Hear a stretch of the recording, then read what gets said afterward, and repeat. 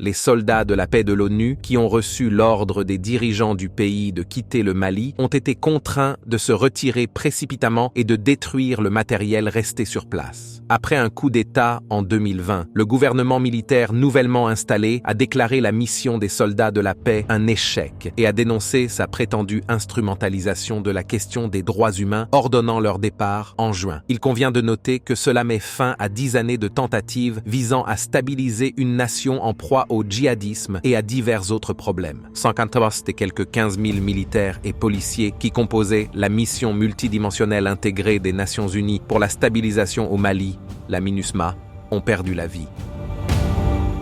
Depuis cette semaine, 5 817 employés de la MINUSMA ont quitté la force.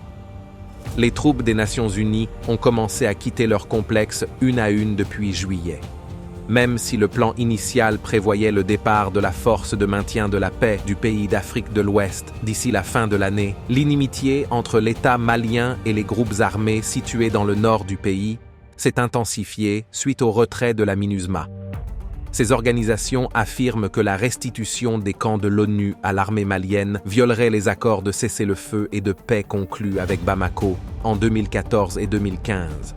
Cependant, l'armée fait pression pour reprendre le contrôle des camps évacués après avoir quitté 5 camps depuis août. La MINUSMA a achevé dimanche son retrait accéléré de Tessalit, dans la région du nord de Kidal. Le retrait d'Aguelhok s'est déroulé dans des conditions similaires, et les autorités n'ont pas donné d'autorisation pour les vols. Beaucoup affirment que des engins explosifs ont visé les convois en retraite, blessant des personnes. La force de maintien de la paix de l'ONU a en outre déclaré que selon les règlements de l'ONU, elle était obligée de détruire ou de mettre hors service des véhicules, des munitions et des générateurs qu'elle n'aurait pas pu retirer si 200 véhicules n'avaient pas été arrêtés au Guéao depuis le 24 septembre en raison des limitations imposées par le gouvernement.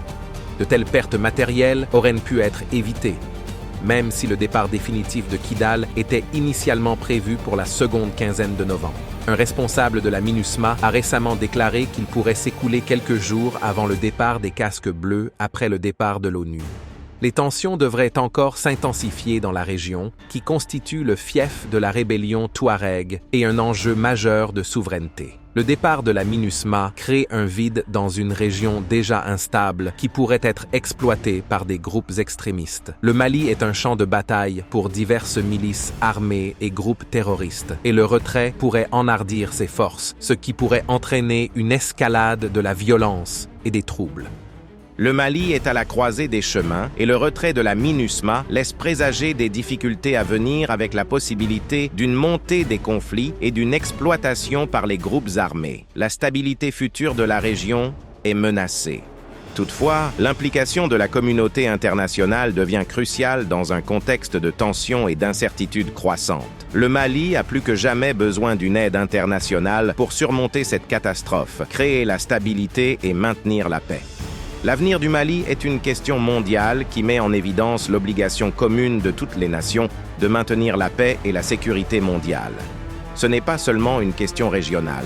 Le Conseil de sécurité des Nations Unies a voté à l'unanimité la fin de sa mission de maintien de la paix au Mali, qui a duré 10 ans et qui a échoué. La mission n'aura que 6 mois pour se retirer de ce pays d'Afrique de l'Ouest. Il y a 4 mois, le ministre malien des Affaires étrangères, Abdallah Diop, a demandé à la force de partir sans délai.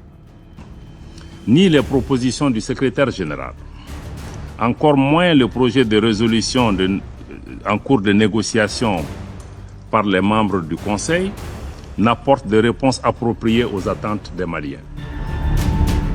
Ce projet de résolution d'ailleurs conforte la récusation de la France en tant que porte-plume, tant son contenu est hostile à l'égard de mon pays.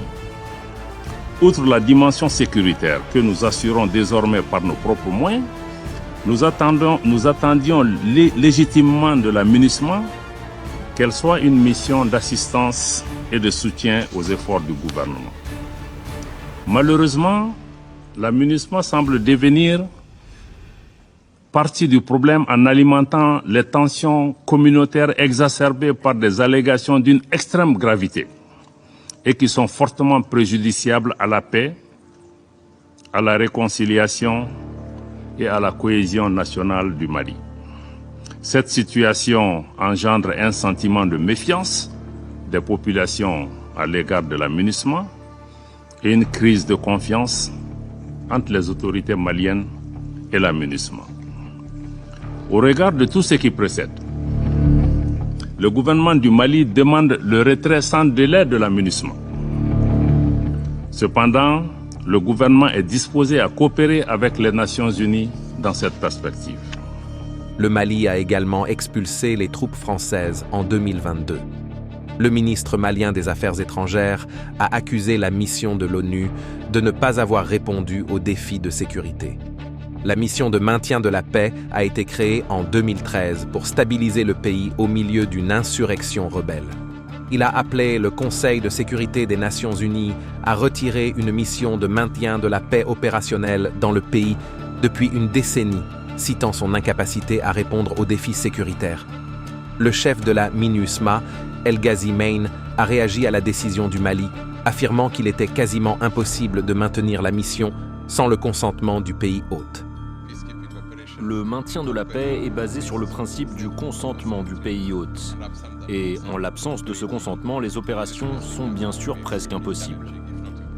Il y a eu plusieurs manifestations au Mali et dans d'autres régions d'Afrique, comme la République démocratique du Congo et la République centrafricaine. Le Congo, c'est notre patrimoine. Le Congo, c'est pour les Congolais. Et depuis que la MONUSCO est là, la MONUSCO ne fait rien. La population est égorgée du jour au jour. Et pourtant, nous avons une mission de l'ONU pour sécuriser la population. Tous appellent les soldats de maintien de la paix de l'ONU à partir faute d'aide.